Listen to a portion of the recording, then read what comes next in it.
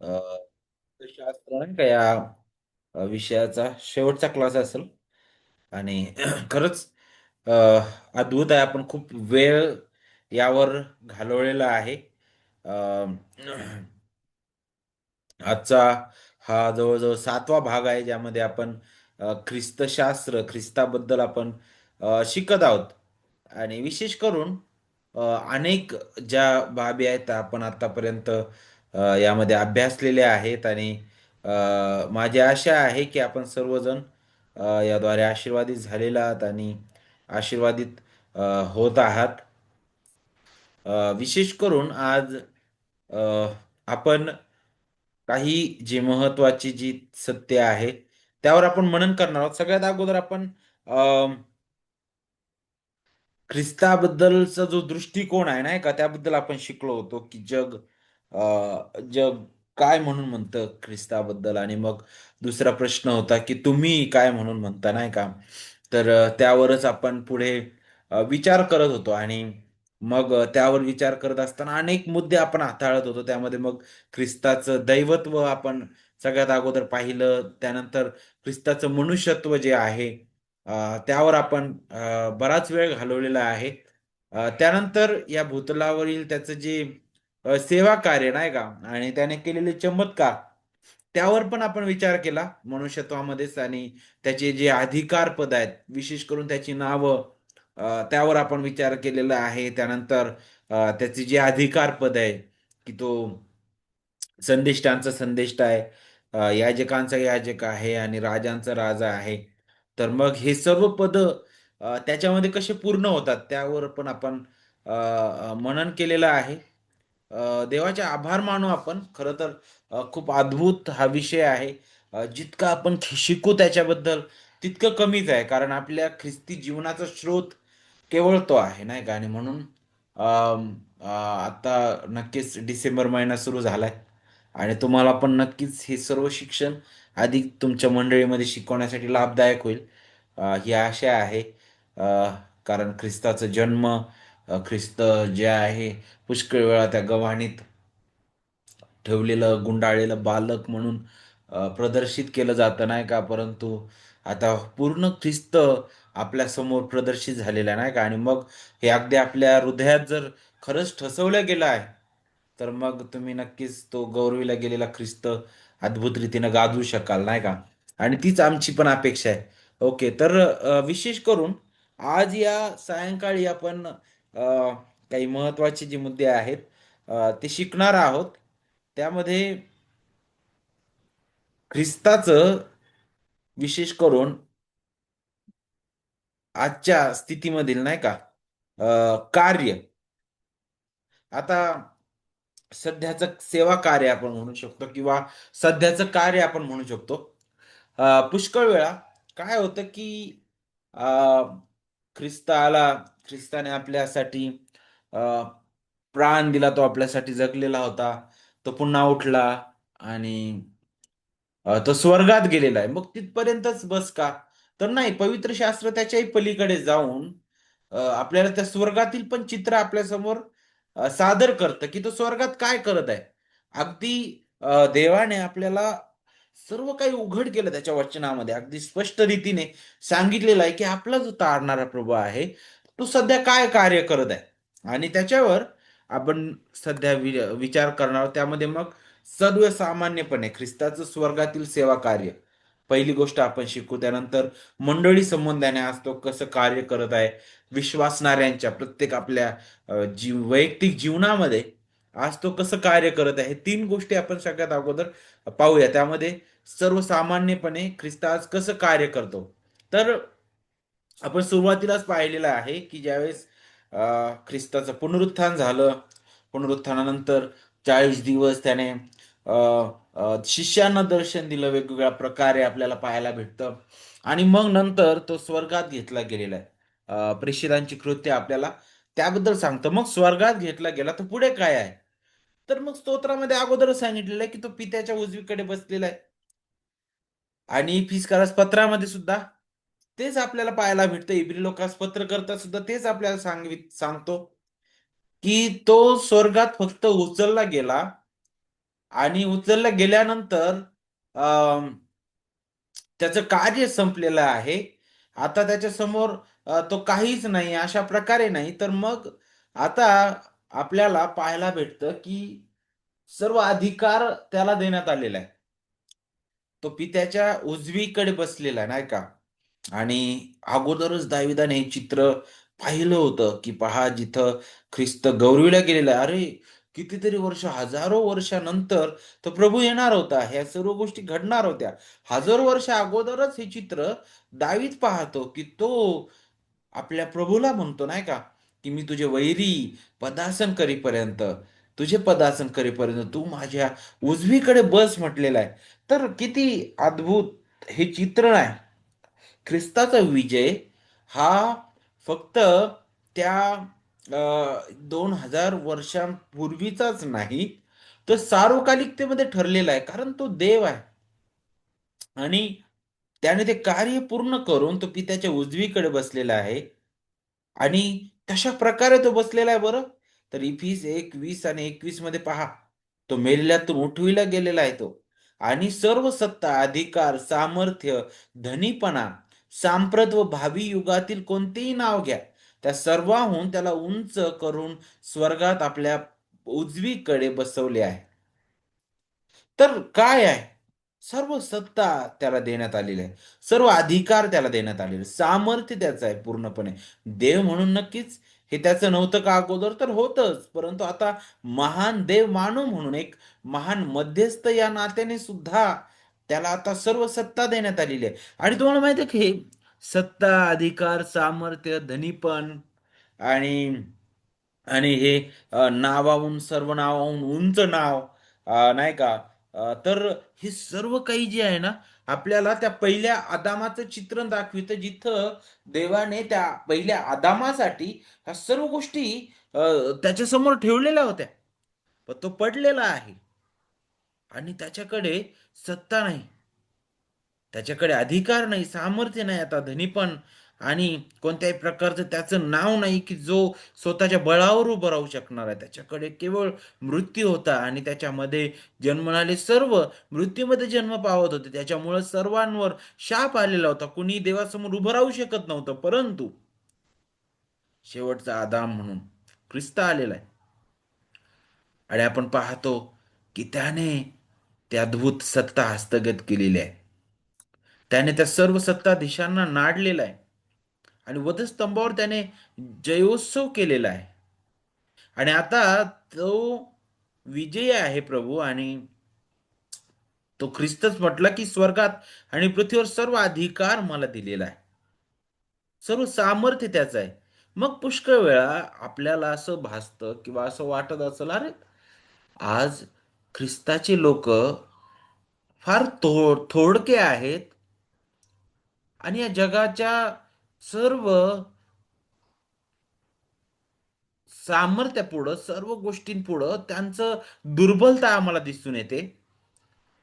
ते हतबल झालेले पुष्कळदा दिसतात. पुष्कळदा वेदनेतून, छळातून आणि तुटलेले, कुणी दारिद्र्य अवस्थेमध्ये, कुणी फार बिकट अशा पेचातून जाताना दिसत आहेत. मग ख्रिस्त आज कसा त्यामध्ये सुद्धा राज्य करतो. तर देवाच्या प्रिय लेकरांनो, या सर्व गोष्टींमध्ये आपल्याला हे पाहायला भेटतं की ह्या जगातील वैभव जरी आपलं नसलं तरी पुढील जगातील वैभव त्या प्रभूने आपल्यासाठी ठेवलेला आहे. तो दरिद्री लाजर पहा, ज्याला कुत्रे चाटत होते, जो त्या श्रीमंत व्यक्तीच्या हातातून पडलेली जी उष्ट आहे ते खाण्यासाठी तो आतुरतेने वाट पाहणारा होता. ज्याच्याकडे स्वतःचं अन्न नव्हतं, ज्याच्याकडे स्वतःचे कपडे नव्हते, ज्याच्याकडे स्वतःचा असं स्वतःच्या बळाने तो चालूही शकत नव्हता, असा तो लाजर या जगाच्या दृष्टीने किती दरिद्री तो होता. पण आपण पाहतो की तो ख्रिस्तामध्ये तारलेला, देवाच्या कृपेने तारलेला व्यक्ती. आणि म्हणूनच काय झालेलं आहे, त्याच्या मृत्यूनंतर तो कुठं आहे? अब्रामाच्या उराशी म्हटलेला आहे. पण श्रीमंत कुठं आहे? पूर्ण त्या अशा दयनीय अवस्थेमध्ये आपल्याला पाहायला भेटतो. तर या जगामध्ये पुष्कळदा नक्कीच प्रत्येक जणच या स्थितीमधून जात नसेल, परंतु आपल्याला दिसणारी आपली क्षणभंगुरता, आपल्या जीवनामध्ये येणारे प्रसंग आपल्याला पुष्कळदा फार फार भयावह वाटणाऱ्या गोष्टी आहेत. परंतु तो ख्रिस्त आज काय करत आहे? ख्रिस्त स्वर्गात पित्याच्या उजवीकडे तो विराजमान आहे. तो राज्य करत आहे. आणि आणि त्याच्या हाती हे सर्व काही राज्य आहे आणि म्हणूनच इब्री लोकास पत्रकर्ता जो आहे, तो सुरुवातीलाच म्हणतो, की पहा हा त्याच्या गौरवाचं तेज आहे. कोण आहे बरं मग? तो देवाचा पुत्र, की ज्याने पापाची शुद्धी केली, नाही का? आणि जो या भूतलावर आलेला देहधारी होऊन, तो येशू ख्रिस्त, तो म्हणतो, की हा देवाच्या गौरवाचं तेज आहे आणि त्याच्या तत्त्वाचं प्रतिरूप. त्याच्या तत्त्वाचं प्रतिरूप म्हणजेच काय माहिती आहे का, की तो अद्भुत देव आहे आणि तो विश्वाधार आहे म्हटलेला. आता विश्वाधार म्हणजेच काय माहिती आहे का, की त्याच्याशिवाय काहीच नाहीये. तो सर्व गोष्टींचा धारक, पालक आणि रक्षणकर्ता आणि जतन करता आहे. म्हणजेच जसं द्राक्षवेल नाही का? त्या द्राक्ष वेल जे आहे त्याच्यावर त्याचे फाटे पूर्णपणे अवलंबून असतात नाही का? आणि जसं तो त्या वेलाला तो पूर्णपणे आपला जीवन रस पुरवितो ज्यामुळं ते फाटे फाटे जे आहेत जिवंत राहतात त्यातून फळ ते देऊ शकतात. तशाच प्रकारे हे आहे. आपण सर्वस्वी त्याच्यावर अवलंबून आहे. फक्त आपणच नाही, हे विश्व. जणू काय प्रत्येक श्वास, प्रत्येक तारा, प्रत्येक हालचाल जी काही होत आहे, ती केवळ ख्रिस्ताच्या अद्भुत शब्दाने आहे. त्या ख्रिस्तावर हे सर्व काही स्थिर आहे आणि ते स्थिर राखलेलं आहे. स्तोत्र 24 आपल्याला काय म्हणतं, की त्याने पृथ्वीचा पाया घातलेला आहे समुद्रावर. त्याने तिला स्थिर केलेलं आहे. तो इतका अद्भुत आहे. आणि आणि ज्यावेळेस आपण त्याच्या राज्याबद्दल पाहतो, तर पहा सर्व गोष्टी त्याच्यावर त्याच्या नियंत्रणामध्ये आहेत. त्याच्या त्याच्या सामर्थ्यामध्ये तो चालवत आहे. आणि विशेष करून हे वचन आपल्याला पुढे अशा प्रकारे दाखवितं, की पापांची शुद्धी केल्यावर तो ऊर्ध्वलोकी राजवैभवाच्या उजवीकडे बसलाय. तो विश्वाधार आहे नक्कीच.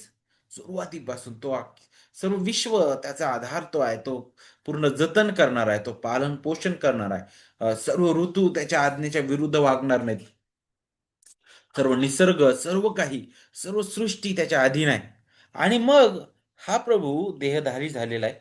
त्याने आपल्यासाठी आपला प्राण दिला. त्याने आपलं अनमोल रक्त सांडलेलं आहे. त्याच्या रक्ताद्वारे आपल्या पापांची शुद्धता आपल्याला मिळालेली आहे.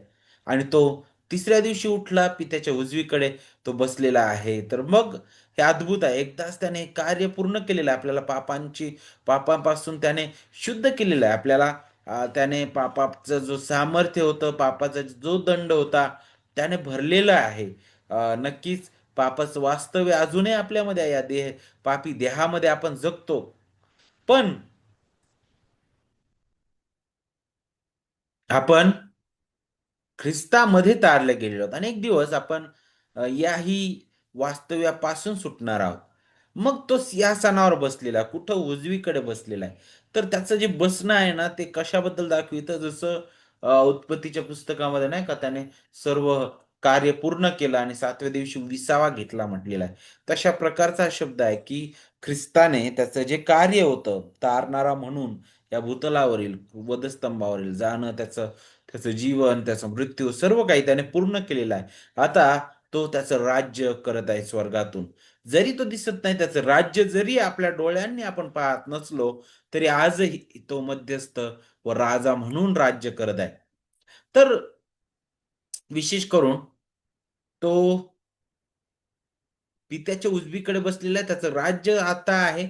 आपण आपल्या डोळ्यांनी पाहत नाही तरी पण त्याचं राज्य आहे.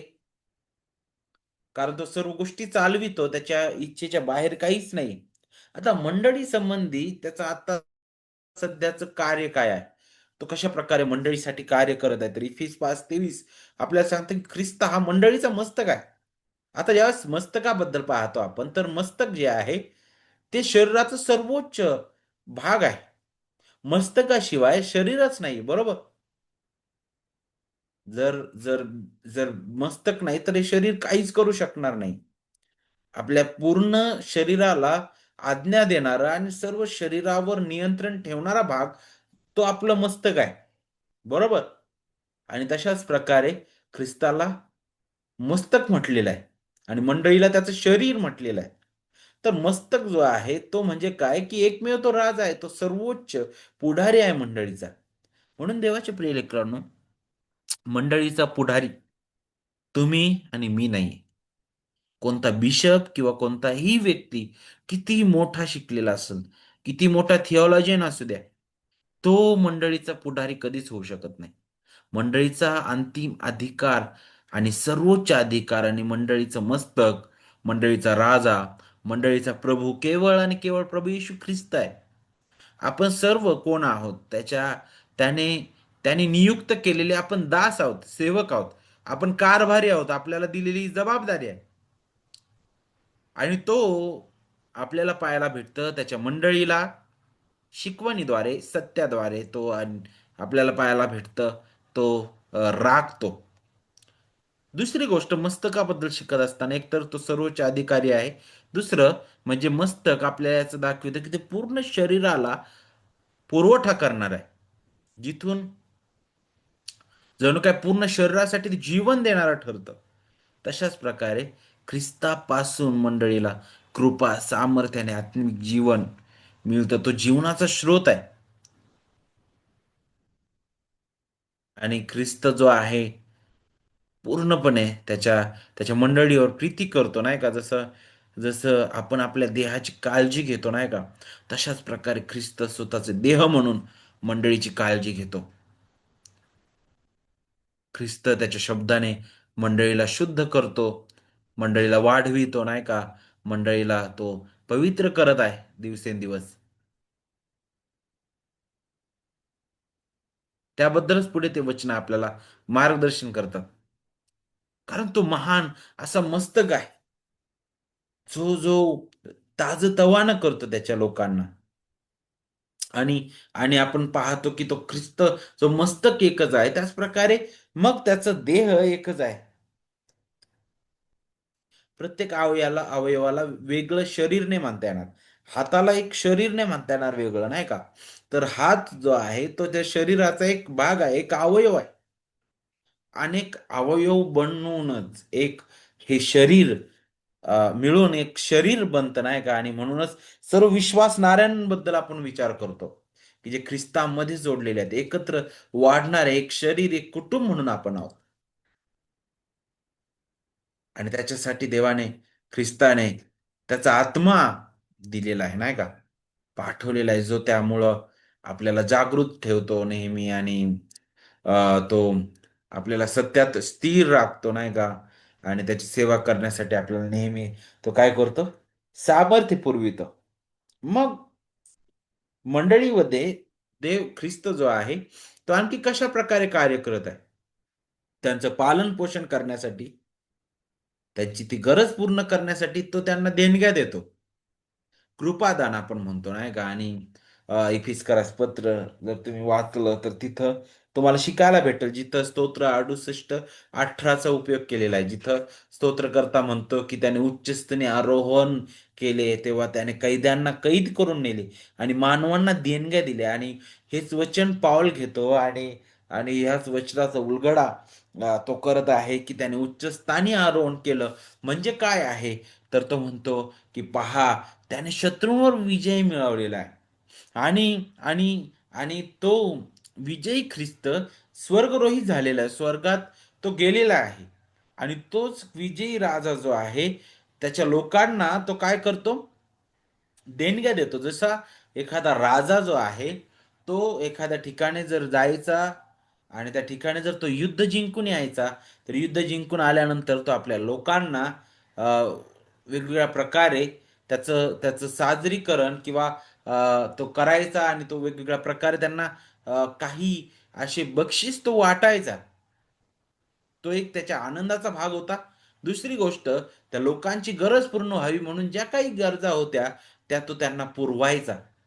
तशाच प्रकारे आमचा गौरवी प्रभू आहे, ज्याने आपल्याला देणग्या दिलेल्या आहेत.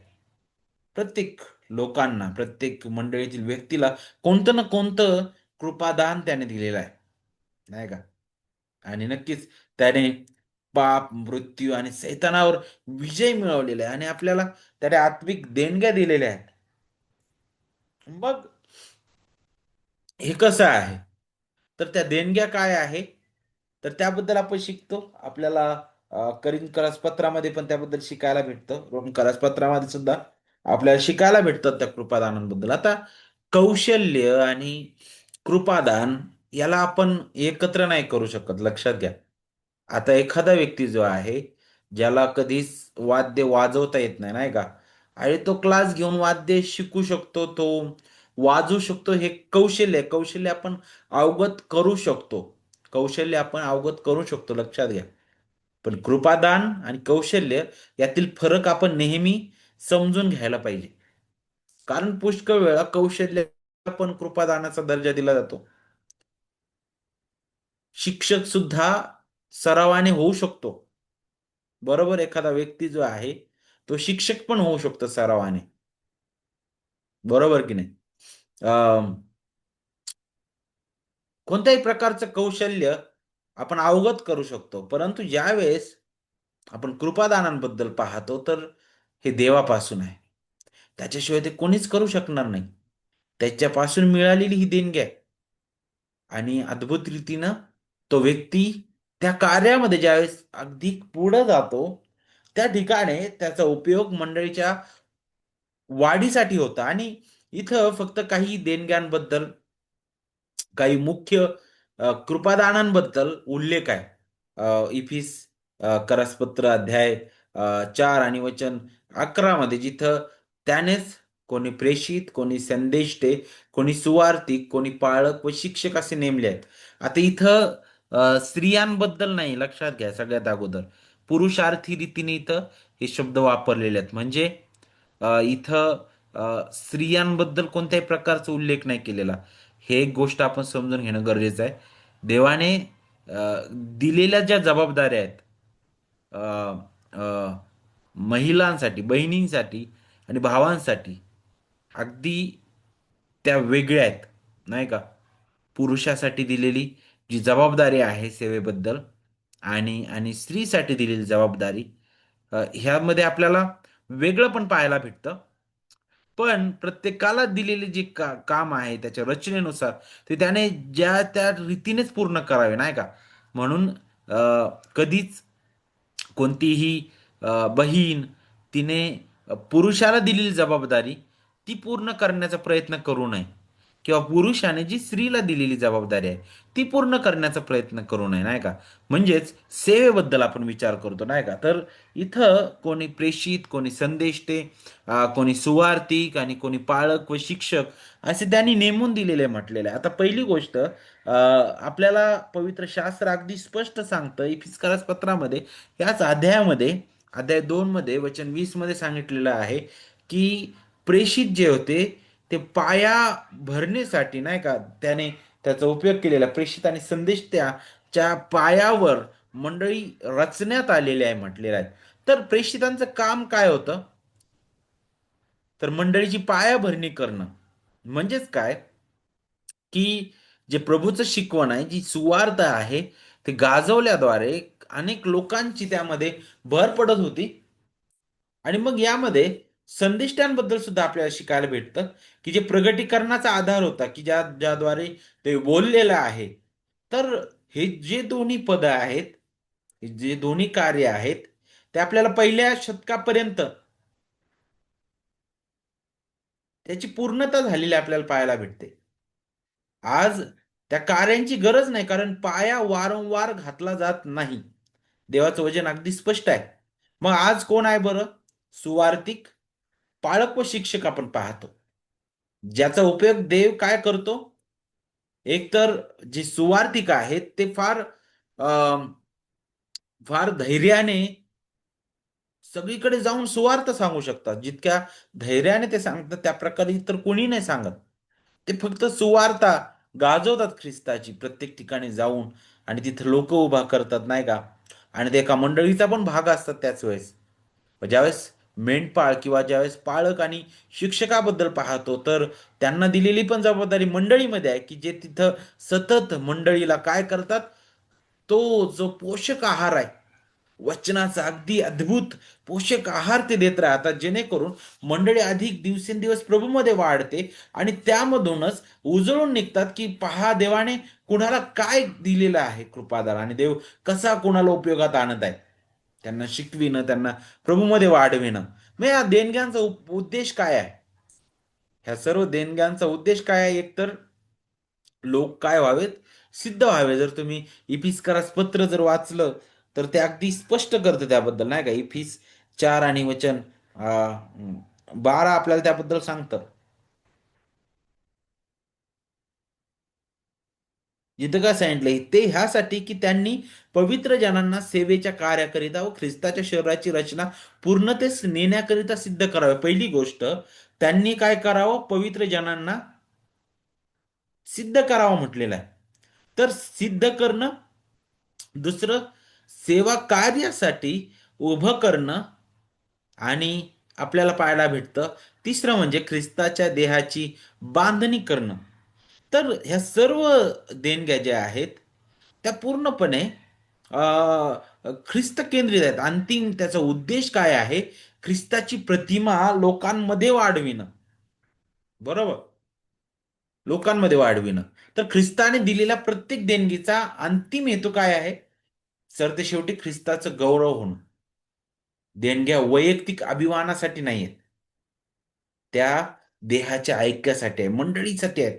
म्हणूनच जर तुम्ही सर्व कृपादानांबद्दल विचार केला, करिंथ पत्रामधून काही तुम्ही ती लिस्ट काढली, रोमकरास पत्रामधून पण लिस्ट काढली तुम्ही, तर मग तिथं तुमच्यासमोर खूप मोठी लिस्ट येईल तुमच्यासमोर, नाही का?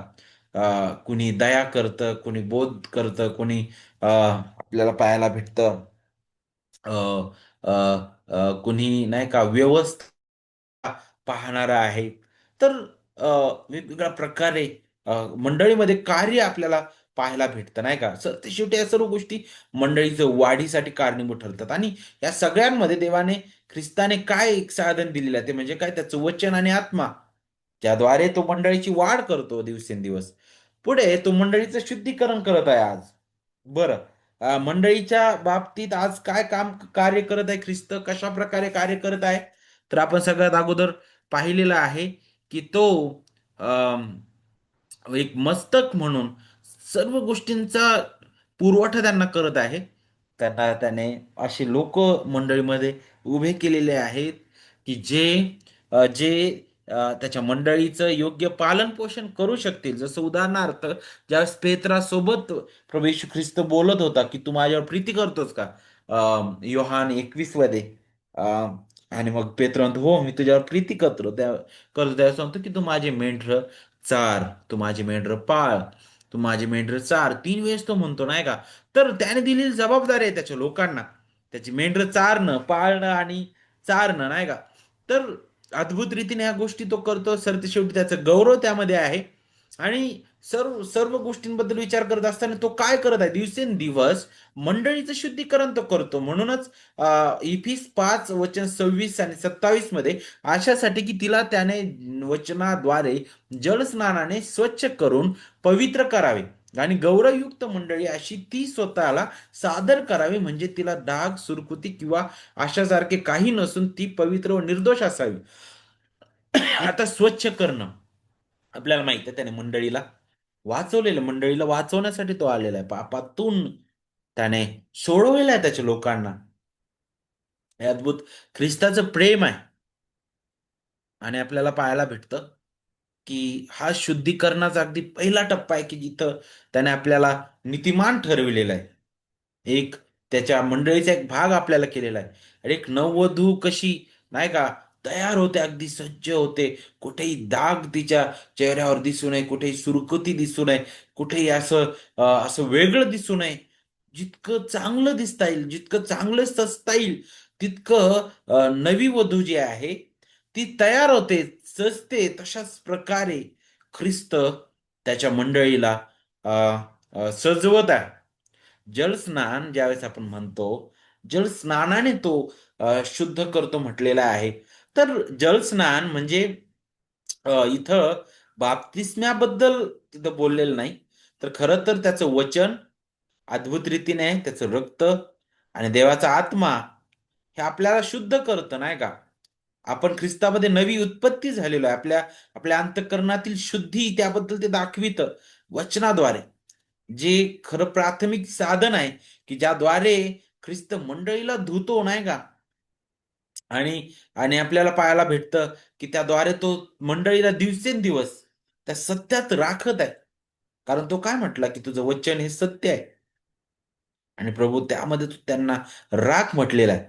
आणि खरंच हे अद्भुत आहे, की वचनच आपल्याला शुद्ध करतं, आपल्याला आपली दयनीय अवस्था दाखवितं, आपल्याला नेहमी त्या गौरवीला गेलेल्या ख्रिस्ताला प्रदर्शित करतं नाही का. म्हणून गौरवयुक्त मंडळी अशी ती स्वतःला सादर करावी, म्हणजे तिला दाग, सुरकुती किंवा अशासारखे काही नसून ती पवित्र, निर्दोष असावी नाही का. तर गौरवयुक्त अंतिम अवस्था मंडळीला तो घडवत आहे या सर्व गोष्टींद्वारे. त्याने त्याने अ, पुढारी नेमलेत मंडळीवर, छोटे मेंढपाळ आपण म्हणू, ख्रिस्ताचे दास म्हणू, कारभारी म्हणूया आपण. त्याने त्याचं वचन दिलेलं आहे अद्भुत साधन म्हणून. त्याचा आत्मा दिलेला आहे जो मंडळीमध्ये कार्य करतो सर्व स्थितीमध्ये. अंतिम त्याचं ध्येय काय आहे? गौरवामध्ये घेऊन जाणं, त्याची वधू म्हणून. आणि त्याच्या वधूसाठी, त्या मंडळीसाठीच तो महान वैभवान येणार आहे, ज्यावेळी ती कोणत्याही प्रकारे डाग नसलेली अशी दिसून येईल, म्हणजे कोणत्याही प्रकारे नैतिक दोष नसलेली, कोणताही डाग नसलेली, सुरकुती नसलेली. जसं वृद्ध नाही का पण येत राहतं, आपलं शरीर जणू काय आपलं जे आपली जी त्वचा आहे ती अगदी शरीराला चिटकत जाते आणि मग त्या सुरकुत्या शरीरावर येतात नाही का. आणि ती कमजोरी दाखविते, अपूर्णता दाखवते. तर तशा प्रकारे नाही.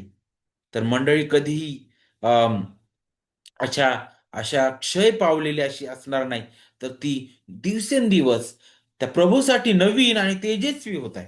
कारण तो प्रभू आज मंडळीमध्ये राज्य करतो, जेणेकरून एक दिवस पवित्र आणि निर्दोष अशी त्याच्या समोर ती सादर होणार आहे.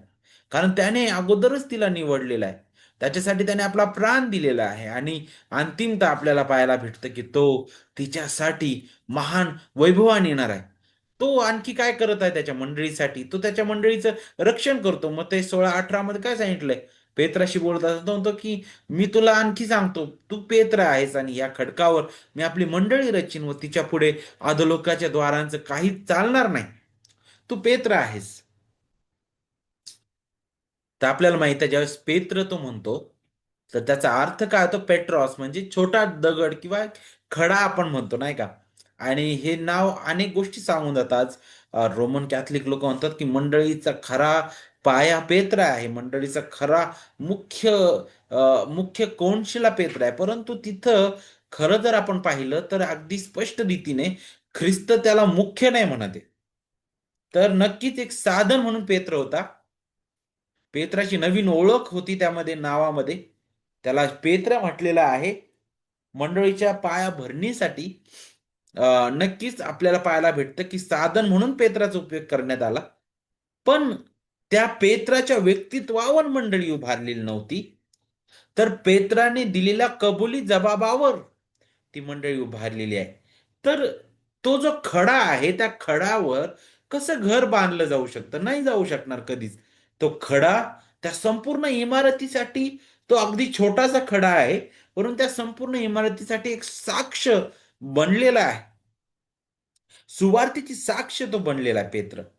सर ते शेवटी मुख्य कोनशिला कोण आहे? तर ख्रिस्त आहे. म्हणून त्या खड्यापेक्षा त्या कोनशिल्याकडे लक्ष केंद्रित होतं आणि त्या कोनशिल्यावर ती संपूर्ण इमारत पूर्णपणे विसंबून आहे. तर ख्रिस्त आजही अशाच प्रकारे कार्य करत. तो म्हणतो, की मी माझी मंडळी रचीन म्हटलेला आहे, तो बांधणारा आहे. मंडळीचा मालक ख्रिस्त आहे देवाच्या प्रियलेकरांनो. म्हणून कधीच मंडळी माझी आहे, मंडळी त्याची आहे, मंडळी कोणा संस्थेची आहे नाही, मंडळी ख्रिस्ताची आहे. मंडळी ही मानवी संस्था नाहीये, ती ख्रिस्ताची आहे, त्याची संपत्ती आहे, त्याची वधू आहे. कारण तिचा रचनाकार, तिला बांधणारा ख्रिस्त आहे. म्हणून मंडळी कोणत्याही राजकारणावर एखाद्या राजावर किंवा संस्कृतीवर अवलंबून नाहीये, तर ती केवळ ख्रिस्ताच्या कार्यावर अवलंबून आहे. कारण मंडळीला वाढवणारा एकच कारागीर आहे, एकच अद्भुत बांधणारा आहे, तो म्हणजे प्रभू येशू ख्रिस्त आहे. आणि त्याने त्याच्यासाठी अद्भुत साधनं दिलेली आहे, त्याने त्याचं वचन दिलेलं आहे, आत्मा दिलेला आहे, त्याची अद्भुत सुवार्थ आहे. ख्रिस्त बांधत आहे त्याच्या मंडळीला, त्याच्या वचनाच्या प्रचाराद्वारे दिवसेंदिवस लोकांची भर त्याच्या मंडळीमध्ये पडते.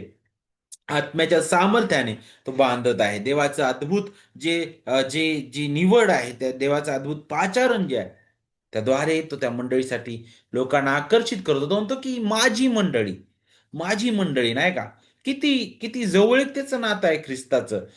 ख्रिस्त मंडळीबद्दल फार गंभीर आहे देवाचे प्रियलेकरांनो. म्हणून अ, आपण हे नेहमी लक्षात ठेवावं की ख्रिस्ताबद्दल विचार करत असताना ज्यावेळेस मंडळीबद्दल तो पाहतो, तर तो म्हणतो की मंडळीला होणाऱ्या वेदना, त्या वेदना माझ्या आहेत. तुम्हाला दिमिश्काच्या रस्त्याने जात असणारा शौल पाहायला भेटल, जिथं त्या आकाशातून वाणी शाऊल ऐकतो. ज्यावेळेस तो म्हणतो की प्रभू तू कोण आहेस, त्यावेळेस तो म्हणतो की ज्या येशूचा तू छळ करत आहेस, तो येशू मी आहे. आणि खरं तर तो कुणाचा छळ करायला निघाला होता? ख्रिस्ताच्या मंडळीचा. तर आपल्याला पाहायला भेटतं की जे इथं मंडळीवर आहेत, ज्या वेदना मंडळीला होतात, त्या वेदना ख्रिस्त जरी आज स्वर्गात आहे तरी तो तिथं अनुभवतो. तो त्याच्या मंडळीबद्दल फार गंभीर आहे, कारण त्याच्या मंडळीसाठी तो या भूतलावर आला. त्याने आपलं अनमोल रक्त सांडलेलं आहे. त्याने मोलाने विकत घेतलेला आहे. तो त्याच्या मंडळीसाठी स्वर्गात आहे आणि तो पुन्हा त्याच्या मंडळीसाठी येणार आहे देवाच्या प्रियलेकरांनो. आज त्याच्या मंडळीद्वारे तो राज्य करत आहे. त्या मंडळीसमोर अधोलोकाच्या द्वाराचं काही चालणार नाही. मृत्यू, सैतानाची सत्ता आणि पापाची ताकद कधीच त्या मंडळीला नष्ट करू शकणार नाही.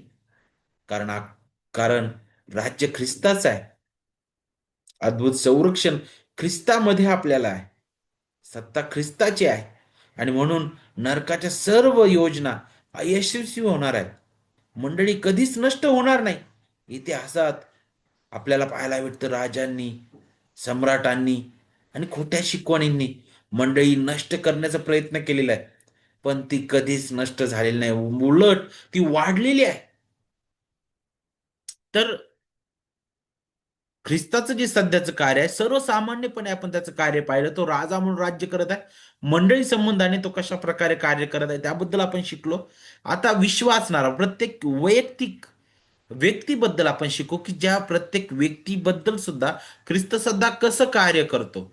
तर पहिले योहान 2:1 मध्ये तो म्हणतो की अहो माझ्या मुलांनो, तुम्ही पाप करू नये म्हणून हे मी तुम्हाला लिहितो. जर कोणी पाप केले तर नीतीसंपन्न असा जो येशू ख्रिस्त तो पित्याजवळ आपला कैवार आहे. सगळ्यात अगोदर वैयक्तिक प्रत्येक विश्वासणाऱ्यांसाठी आज ख्रिस्त कसं कार्य करत आहे, एक वकील म्हणून एक अद्भुत प्रेमाचं बोल आपल्याला पाहायला भेटतं, की योहान म्हणतो माझ्या मुलांना, एक प्रेम आणि करुणेचा स्वर आपल्याला पाहायला भेटतो, की आपण त्याची मुलं आहोत. विश्वासणाऱ्यांची एक ओळख आहे अद्भुत. आपण ख्रिस्तामध्ये देवाची मुले झालेलो आहोत. प्रेषिताचे शब्द अगदी कळकळीने भरलेले ते शब्द आहेत, आपल्याला पाहायला भेटतं. तो म्हणतो की तुम्ही पाप करू नये. इथं पवित्रतेचा उद्देश पाहायला भेटतो. नक्कीच सुवार्तेद्वारे अद्भुत रीतीने ख्रिस्ताने केलेल्या परिपूर्ण कार्यामध्ये आपल्याला पापांची क्षमा मिळालेली आहे. परंतु याचा अर्थ हा नाही की आपण पापाला हलकं घ्यावं. आपण नीतिमान ठरवण्यात आलेलो आहोत. आता आपण पवित्रीकरणाच्या या या प्रक्रियेतून दिवसेंदिवस वाटचाल करत आहोत. आपण अजूनही पापापासून पूर्णपणे सुटलेलो नाही, त्याच्या वास्तव्यापासून सुटलेलो नाही. आणि म्हणूनच दिवसेंदिवस प्रभू आपल्याला काय करत आहे, घडवत आहे. म्हणून अजून विश्वासणारे परिपूर्ण झालेले नाही. पाप करणं हे जे आहे, हे अजूनही थांबलेलं नाही. पण आपल्याला पाहायला भेटतं की आपली कमजोरी लक्षात घेता तो महान गौरवी प्रभू आपल्याला आज्ञा देतो की पाप करू नका. आणि जरी आमच्याकडून ते पाप झाले, तरी आपल्याला पाहायला भेटतं की आपल्यासाठी अद्भुत असा कैवारी स्वर्गात आहे. जो आपला वकील, मध्यस्थ, आपला समर्थक, जणू काय आपल्या विरुद्ध खटला लढवणारा असा तो आहे.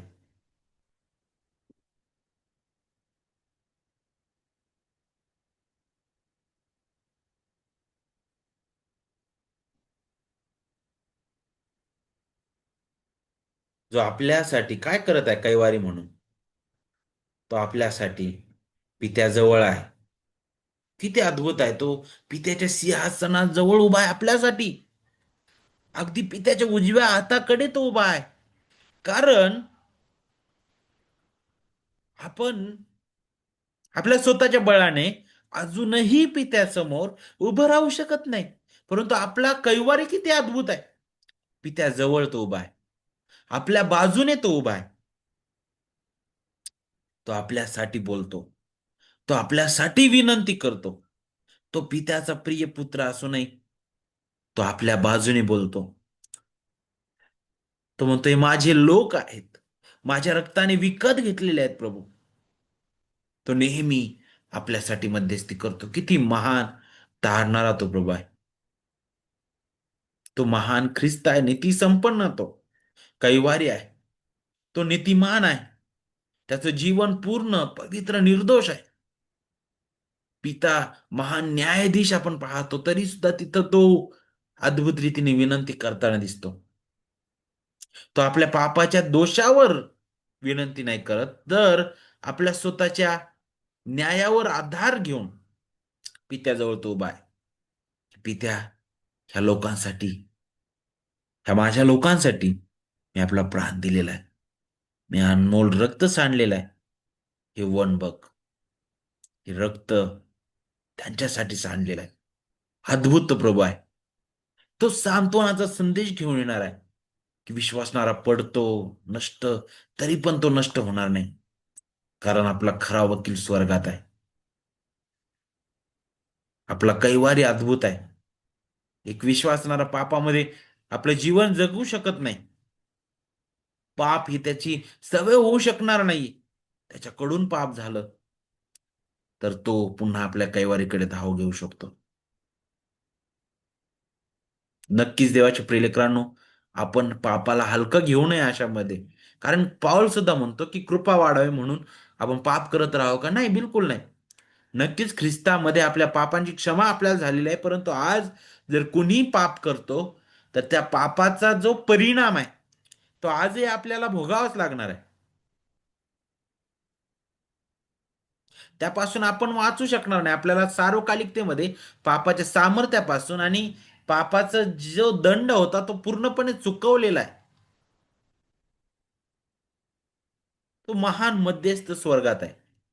आजही आपल्यासाठी तो विनंती करतो. आपल्यासाठी तो मध्यस्थी करतो. दुसरी गोष्ट तर दंड आज्ञा करणारा कोण? रोमकारासपत्र 8 अध्याय 34 मध्ये म्हटलेलं, जो मेला इतकेच नाही तर मेल्यातून उठला, जो देवाच्या उजवीकडे आहे आणि जो आपल्यासाठी मध्यस्थी करत आहे, तो ख्रिस्त येशू आहे. दोष देणारा कोण? विश्वासणाऱ्यांविरुद्ध कोणीच उभं राहू शकणार नाही आता. पाऊल एक न्यायालयीन चित्र इथं दाखवत आहे. तुम्ही कितीही खोटे साक्षीदार उभे केले तरी कधीच त्यांच्या पुढं काहीच होऊ शकणार नाही. सैतान, पाप, नियमशास्त्र, आपल्या मनातील संशय, अपराधीपणा, हे पुष्कळदा आपल्या विरुद्ध उठतात आणि आपल्या विरुद्ध आक्रमण करताना दिसतात. पुष्कळदा इतकं दोषी भावना आपल्याला वाटतं. आपण रडतो, आपण कुजल्यासारखं होतं. आपल्याला वाटतं, अरे आम्ही किती वाईट आणि किती भयंकर आहे. देवाच्या प्रियलेकरांनो, आपल्या बाजूने आपला वकील, आपला महान मध्यस्थ स्वर्गात आहे. तो म्हणतो की आपल्याला दोष कोणी देऊ शकणार नाही. जो मेला आणि पुन्हा उठलेला, त्याने ती शिक्षा पूर्ण केलेली आहे. त्याचं बलिदान अद्भुत आहे. आपल्या पापाविरुद्ध त्याने केलेलं आहे ते पूर्ण. त्याने तो पूर्ण न्याय स्वतःवर घेतलेला आहे. आणि त्याच्यामध्ये आपण नीतिमान ठरविण्यात आलेला आहोत. तो उठविला गेला. हे अद्भुत असं प्रमाणपत्र आहे की त्याचं अर्पण स्वीकारलं गेलेलं आहे. हे जणू काय घोषणापत्र आहे की तो उठलेला आहे प्रभू. आणि त्याने जो खटला लढवला, आणि त्याने जी किंमत चुकवली अगदी ती पूर्ण झालेली आहे. आणि पूर्ण देव जो आहे त्याचं पूर्ण समाधान झालेलं आहे. आता न्याय आपल्या बाजूने लागलेला आहे, कारण हे किंमत आमच्या महान तारणाऱ्या प्रभूने चुकवलेली आहे. आमच्या विरुद्ध उठायला तर कोणीच उठू शकणार नाही. तो आपल्या पित्याच्या उजव्या हाताला बसलेला आहे. सर्व सन्मान, सर्वोच्च सत्ता, सर्व विजय आणि पित्यासोबतची पूर्ण ऐक्यता आपल्याला ते दाखवितं. तो राजा आणि याजक म्हणून राज्य करत आहे. त्याचा अधिकार म्हणजे विश्वासणाऱ्यांची सार्वकालिक सुरक्षितता आपल्याला पाहायला भेटत आहे. तो आपल्यासाठी वकिली करीत आहे स्वर्गामध्ये. तो अद्भुत असा वकील आहे. त्याचं कार्य फक्त वधस्तंभावरच संपलं नाही. तो आजही विश्वासणाऱ्यांसाठी बोलतो. तो मध्यस्थी करतो, वकिली करतो. पहिली योहान 2:1 पहा काय सांगितलेलं, तो पित्याजवळ आपला कैवारी आहे. कैवारी पित्याजवळ तो आपली ओळख सांगतो. हे माझे लोक आहेत. आपल्या पापांवर त्याच्या रक्ताचा दावा तो करतो दाखल, की पहा त्यांची किंमत चुकवण्यात आलेली आहे. तो आपल्या कमजोरीत आपल्याला सांत्वन आणि सामर्थ्य देतो. तो आपल्यासाठी प्राप्त केलेली कृपा प्रत्यक्ष लागू तो करतो. त्यानंतर तिसरी गोष्ट, तो आपल्या विश्वासाचं संरक्षण करतो. आपल्याला विश्वासातून तो ढळू देत नाही. लोक 22-32 मध्ये तिथे आपल्याला पाहायला भेटतो. त्याच्या शिष्यांबद्दल तो बोलतो नाही का? विशेष करून पेत्राबद्दल तो बोलतो. परंतु तुझा विश्वास ढळू नये म्हणून तुझ्यासाठी मी विनंती केली आहे. आणि तू वळलास म्हणजे तुझ्या भावांना स्थिर कर. शेवटी आपल्याला पाहायला भेटतं. अगोदरच मला असं वाटतं गेटसेमाने बागेमध्ये असताना जे संभाषण होतं शिष्यांसमोरचं, त्या ठिकाणी आपल्याला पाहायला भेटतं. अगदी वधस्तंभावर जाण्याच्या अगदी काही वेळ अगोदर पेत्राला तो म्हणतो, शिमोना शिमोना पहा, तुम्हाला गव्हासारखे चाळावे म्हणून सैतानाने मागणी केली म्हणे. पाहिलं, सैतान आजही चवताळून उठलेला आहे. तो आजही ख्रिस्ताच्या लोकांना चालण्यासाठी तो नेहमी मागणी करतो. पण घाबरू नका. आपला विश्वास ढळू नये म्हणून ख्रिस्त आपल्यासाठी मध्यस्थी करत आहे. गव्हासारखं चालणं हे कशाबद्दल सांगत आहे? म्हणजेच विश्वास हलवणं किंवा ढळणं किंवा अ, अ, काय म्हणू शकतो, संशय घेणं किंवा परीक्षेत पाडणं किंवा आपण अजून काय म्हणू शकतो, अस्थिर होणं. पण काय म्हणत आहे ख्रिस्त? म्हणतो की मी तुमच्यासाठी विनंती केली आहे. ख्रिस्ताची विनंती अद्भुत आहे. मी तुमच्यासाठी विनंती करत आहे. तुझ्यासाठी विनंती केलेली आहे पेत्रा. ख्रिस्ताचं महान सांत्वन आपल्याला पाहायला भेटतं. सैतान मागणी करत आहे की मला यांना पूर्णपणे तोडायचं आहे. मला यांना विश्वासातून पाडायचं आहे. तर ख्रिस्त महान मध्यस्थ आहे. दुष्ट नेहमी म्हणतो की मी याला पाडणार आहे. ख्रिस्त म्हणतो नाही, मी त्याचा विश्वास ढवळू देणार नाही. ख्रिस्ताने आधीच तो प्रार्थना करत आहे आपल्यासाठी. पेत्र त्याला नाकारणार होता, ख्रिस्ताला माहित आहे. ख्रिस्ताने त्याच्यासाठी प्रार्थना केली आहे. तो पित्याचा प्रिय पुत्र आहे आणि नक्कीच त्याची प्रार्थना पिता ऐकतो. तो ढळू नये म्हणून विश्वास जो आहे, जो तारणदायी विश्वास, जो आपल्याला देवाच्या कृपेने लाभलेलं दान आहे, ज्यामुळं आपण आपल्या खाली हाताने पूर्णपणे ख्रिस्तावर स्वतःला झोकून देतो. तुम्हाला माहिती आहे का, तो विश्वास कधी कधी डगमगू शकतो, कमकुवत होऊ शकतो, कधी कधी ढळू शकतो, पण तो कधीच नष्ट होऊ देणार नाही ख्रिस्त. तो आपल्याला राखणार आहे. म्हणूनच ज्याने तुमच्या ठायी चांगलं काम आरंभिलेलं आहे, ते तो शेवटास नेईल म्हटलेलं आहे. पेत्राने पाप केलं, 3दा त्याने नाकारलं, पण तो तुटला नाही.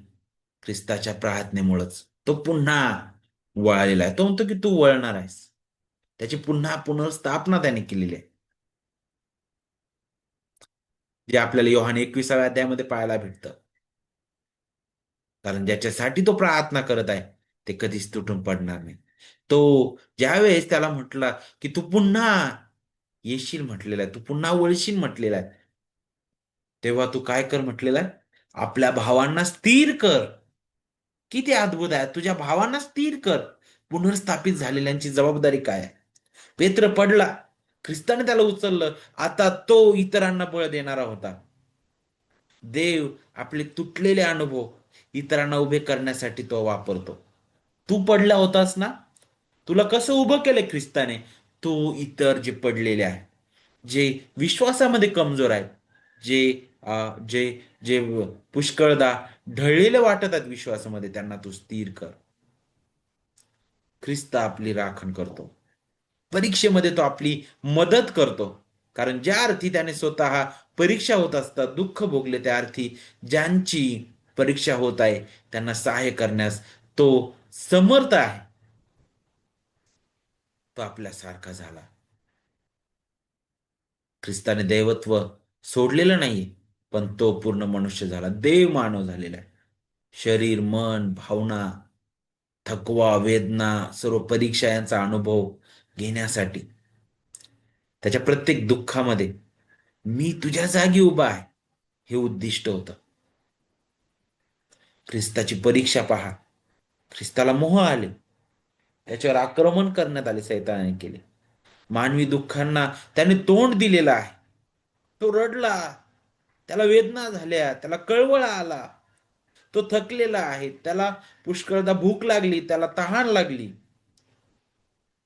तो पुष्कळदा आशक्त पण पडलेला आहे, त्याच्यामध्ये ताकद पण उरली नव्हती. परीक्षेच्या वेळेस तुम्ही बघा, त्या गेतशेमाने बागेमध्ये सुद्धा बघा, पण तरी सुद्धा तो पापविरहितच होता आणि तो विजयी राहिलेला आहे. ख्रिस्ताने जे दुःख भोगलेले आहे ते त्याच्या मध्यस्थीच्या सेवेसाठी हवे होतं. ख्रिस्ताचं दुःख त्याला आजच्या कार्यासाठी पात्र ठरवितो. तो आज आपल्यासाठी सहानुभूती दाखवणारा महायाजक का आहे?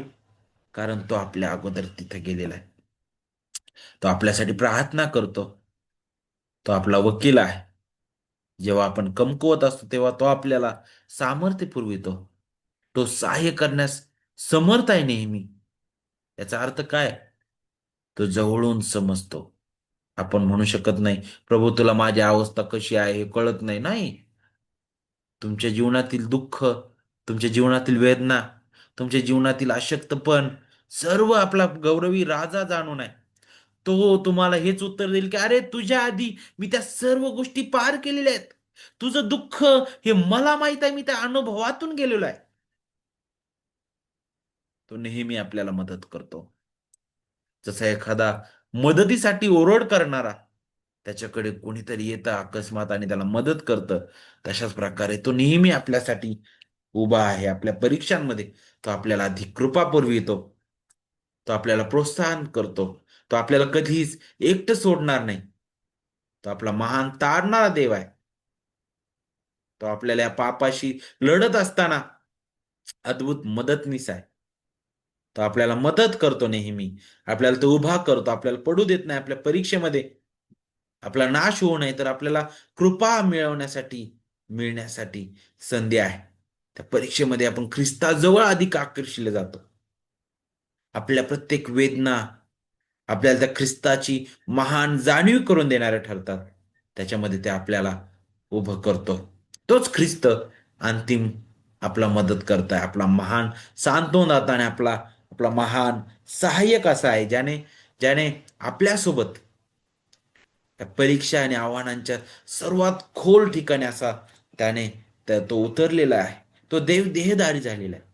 आपल्या वेदनांना त्याने स्वतः अनुभवलेला आहे आणि म्हणूनच आज आपल्यासाठी तो मदत करू शकतो. तो पवित्रीकरणामध्ये सुद्धा आपल्याला चालवत आहे. त्याच्या आत्म्याद्वारे तो नेहमी दैनंदिन आपण जे लढत आहोत, आपल्या देहाशी झगडतो, पापाशी झगडतो आपण, ह्या सगळ्या गोष्टींमध्ये तो आपल्याला सहाय्य करतो. पवित्रतेत चालण्यासाठी मदत करतो. तो आपल्यामध्ये त्याची खरी शांती तो प्रस्थापित करतो. स्वर्गाची महान गौरवाची खात्री सुद्धा तो आपल्याला देतो. ख्रिस्तच त्या नांगराप्रमाणे आपली आशा स्वर्गात स्थिर करणारा आहे. तो आपल्यासाठी जागा तयार करायला गेलेला आहे आणि तो पुन्हा येणार आहे. हा अद्भुत आपला धीर आहे, जो ख्रिस्तामध्ये आपल्याला पाहायला भेटतो. आणि म्हणूनच त्याच्याबद्दल विचार करत असताना जो शेवटचा भाग आहे, त्यावर आपण उद्या मनन करणार आहोत, त्यावर आपण विचार करणार आहोत. किती तो महान तारणारा आहे, की जो आपल्यावर प्रीती करतो, जो आपल्याला कधीच सोडत नाही, तो आपल्याला कधीच टाकत नाही. म्हणून देवाची प्रिय लेकरांनो, आपल्यामध्ये कुणी आजारी आहे का? त्या आजाराकडे पाहून ढळून जाऊ नका. जे जे दुःखात, कष्टात आहेत, त्यांनी त्या दुःखाकडे, कष्टाकडे पाहून ढळून जाऊ नका.